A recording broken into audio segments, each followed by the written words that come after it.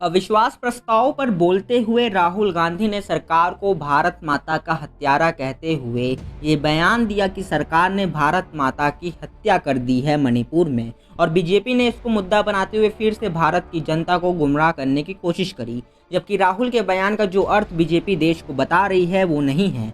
राहुल गांधी ने कहा कि जिस भारत को हम माता मानते हैं वहां माता के रूप में जानने वाली स्त्रियों का अपमान भारत माता की हत्या के समान है। यहाँ एक महिला का इस प्रकार अपमान किया गया जो नैतिकता के परे है। इस प्रकार के कृत्य को अंजाम देने वालों को भारत माता कभी माफ नहीं करेगी। वास्तव में ये जो हत्या की गई है भारतीय मूल्यों और संस्कारों की, यही हम इतिहास में देखें तो पाएंगे कि भरी सभा में द्रौपदी का वस्त्र हरण हुआ था। तब गांधारी ने भरी सभा में कहा था कि आज कुरु वंश ने भारत वंश की हत्या कर दी है। तब तो वो सही था, लेकिन आज धर्म और राष्ट्रवाद के ठेकेदार सरेआम एक स्त्री के अपमान पर मौन धारण करके किस भारत माता के मूल्यों और आदर्शों का महिमा मंडित कर रहे हैं। आज वो उसी प्रकार मौन हैं जैसे कुरु वंश की राज्यसभा उस समय मौन थी। परिणाम ये हुआ कि महाभारत जैसा युद्ध हुआ और सबको अपने कर्म का दंड भुगतना पड़ा।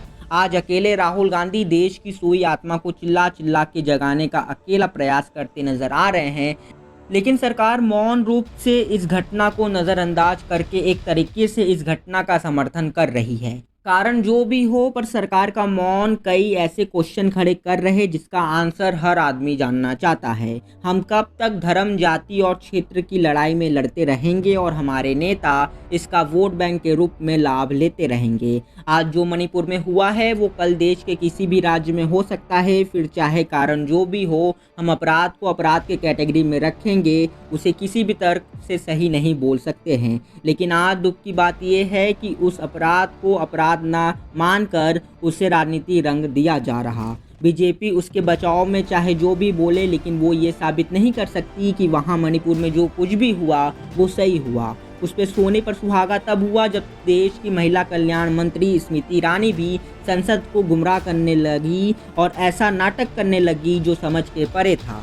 कुछ भी हो, आज जो हो रहा है वो दुर्भाग्यपूर्ण है, नहीं होना चाहिए। पर जनता समझदार है, वो समझ रही है कि कौन सही है और कौन गलत। आने वाले समय में जनता हो सकता है कि खुद भारत माता के हत्यारों को सजा दे दे। बाकी क्या है आपकी राय, कमेंट करके बताएं। और वीडियो अच्छा लगा तो लाइक करके चैनल को सब्सक्राइब कर लें और बने रहे हमारे साथ। मिलते हैं अगले वीडियो में। धन्यवाद।